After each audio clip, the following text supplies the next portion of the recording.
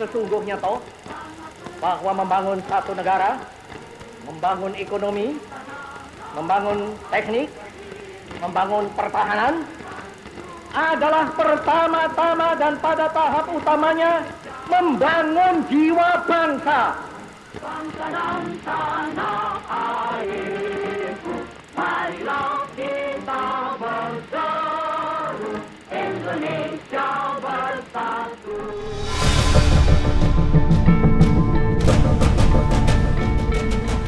Assalamualaikum warahmatullahi wabarakatuh. Salam rahayu, rahayu bagi kita semuanya.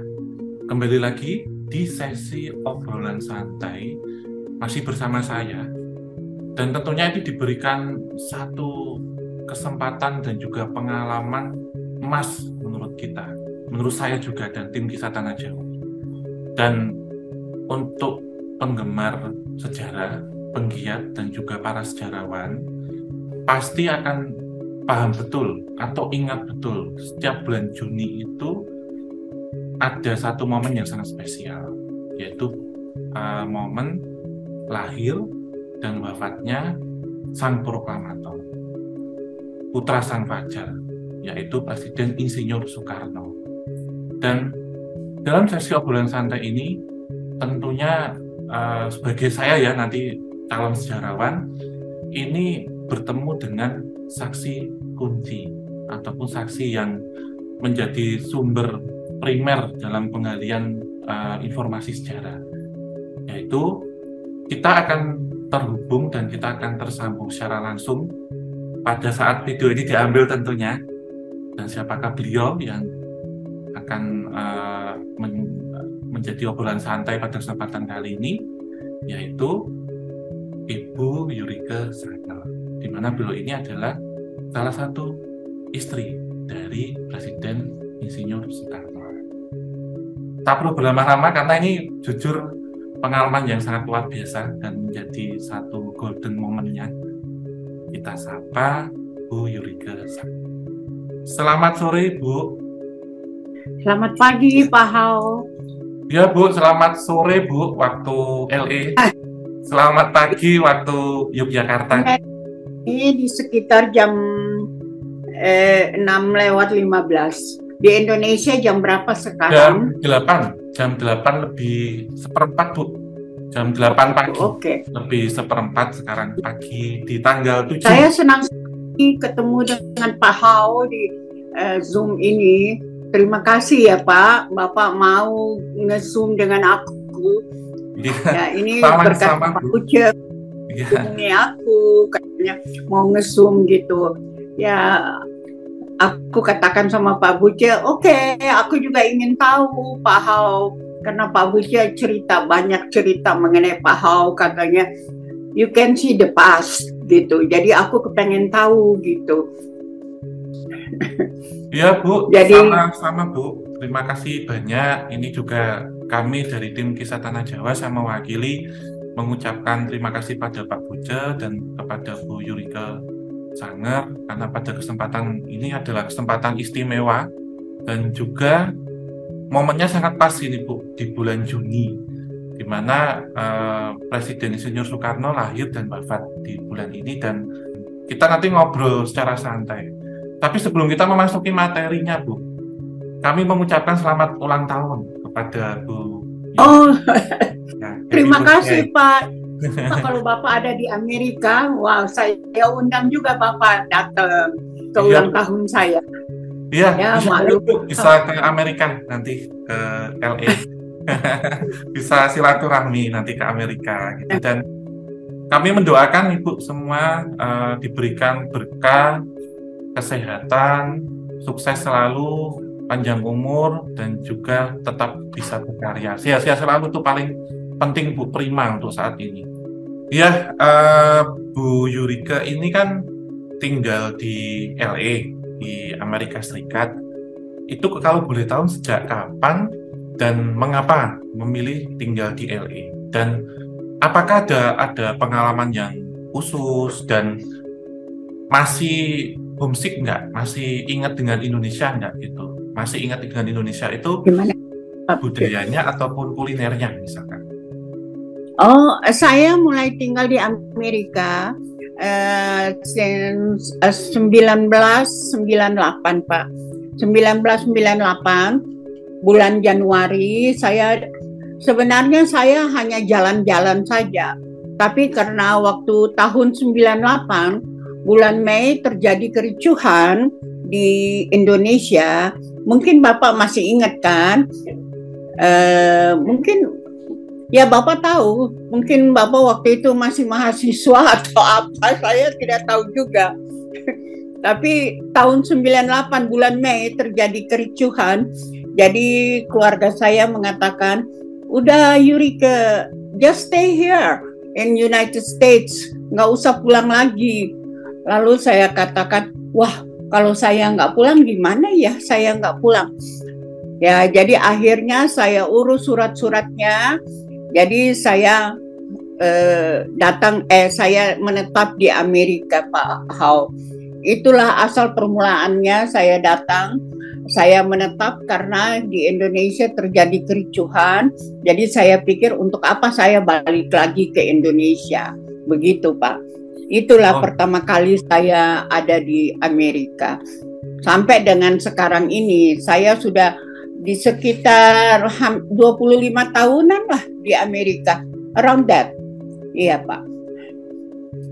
Makanya saya senang sekali saya bisa bertemu dengan Pak Hao. Jadi saya bisa mendengar mengenai situasi Indonesia. Apalagi saya tahu Pak Hao bisa lihat what happened in the past. Dan saya tanyakan kepada Pak Bucet juga, apa Pak Hao bisa lihat in the future. But I don't know. Ya Pak ya. Bapak termasuk hebat bisa lihat in the past. Itu hebat Pak. Itu. Berarti selama hampir 25 tahun ya Bu ya, tinggal di Amerika Serikat ya. Bu Yurika masih kangen nggak, rindu nggak dengan Indonesia, terutama makanannya, masakannya? Oh wow, saya bulan Desember saya balik, November saya balik, middle of November saya balik ke Indonesia karena terus terang Pak, saya biar sudah 25 tahun, tapi jiwa saya tetap Indonesia. Tulang saya masih putih, darah saya masih merah Pak. Jadi tetap Indonesia, gitu Pak. Jadi soalnya biar bagaimanapun juga, anak-anak saya dan cucu, saya mempunyai anak ada 3 laki-laki, 4 sebenarnya anak saya, tapi yang perempuan ada sudah di Amerika dan yang 3 laki-laki semua ada di Indonesia, dan cucu saya dan buyut saya semua ada di Indonesia Pak. Jadi saya biar bagaimana I live here in America but jiwa saya masih tetap Indonesia Pak. Masih tetap merah putih. Merah putih. Betul. Ya, Bu. Walaupun kita sudah lama di Amerika, tapi tetap merah putih adalah negaraku, Pak.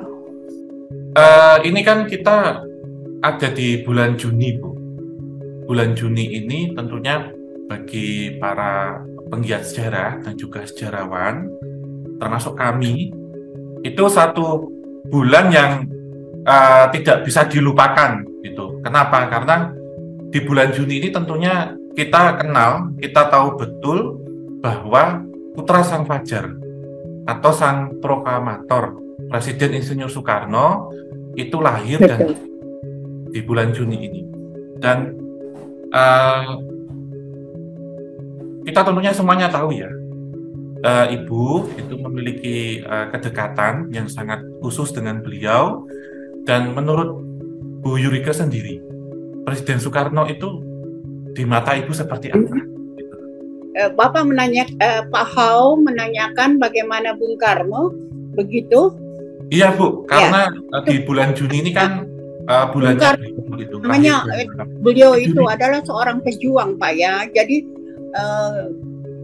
beliau itu bergaul, jadi maksudnya itu beliau itu memang betul-betul untuk berjuang untuk untuk Indonesia. Jadi beliau itu Makanya pada waktu peristiwa G30S yang dikatakan G30S itu, Pak, beliau itu tidak menghendaki adanya pertumpahan darah. Jadi beliau itu mengatakan karena semua dari pihak sebagian dari angkatan darat, tidak semua, tapi sebagian saja, ada yang pro dengan Orde Baru, tapi sebagian besar adalah pro Bung Karno, dan Angkatan Laut dan Angkatan Udara semua sudah mengatakan kenapa Bung Karno tidak mau melawan. Jadi dengan kekuatan mereka tidak mau melawan, maksudnya yang G30S itu yang menjatuhkan Bung Karno. Tapi Bung Karno tidak mau karena tidak mau ada pertumpahan darah. Itulah. Jadi Bung Karno mengatakan, sebenarnya tidak semua orang mengetahui. Bung Karno mengatakan, biarlah, karena saya juga mengatakan, Mas, kenapa Mas tidak mau memerintahkan supaya membasmi yang mengacaukan seperti membunuh orang-orang. Bung Karno mengatakan, saya tidak mau ada pertumpahan darah. Dan juga Bung Karno mengatakan, saya lebih baik jatuh dari kursi kepresidenan saya daripada saya melihat pertumpahan darah antara bangsa Indonesia dengan bangsa Indonesia. Karena beliau mengatakan kepada saya, Dek, komunis Indonesia adalah tidak sama dengan komunis Cina.